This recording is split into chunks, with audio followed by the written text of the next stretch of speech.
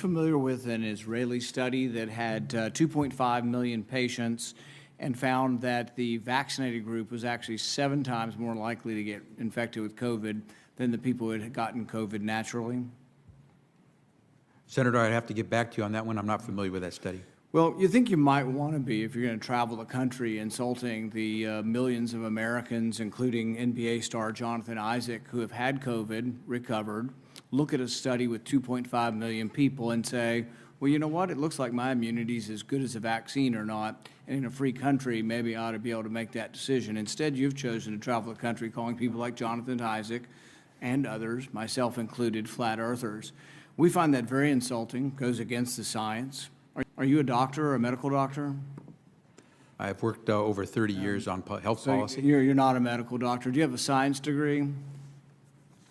And yet you travel the country calling people flat earthers who have had COVID, looked at studies of millions of people, and made their own personal decision. My God, this flat earth nonsense. If they only knew the obvious truth. The earth isn't flat, it's hollow and filled with mole people, sea monsters, and that family from Land of the Lost. Quit lying to people about naturally acquired immunity.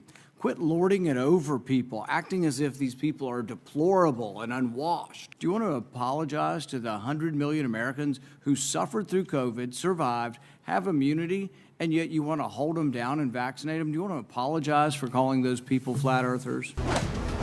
You're taking me to the edge of the earth, one way or another. Senator, I appreciate your question and appreciate that everyone has their opinion.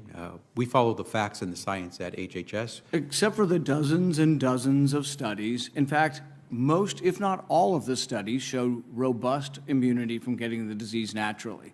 The CDC says if you've had measles and have immunity, you don't have to be vaccinated. The same was true of smallpox. You're selectively doing this because you want us to submit to your will. You have no scientific background, no scientific degrees, and yet you aren't really concerned about 100 million Americans who had the disease. You just want to tell us, do as you're told. It's true. It's really true. Take that empirical evidence.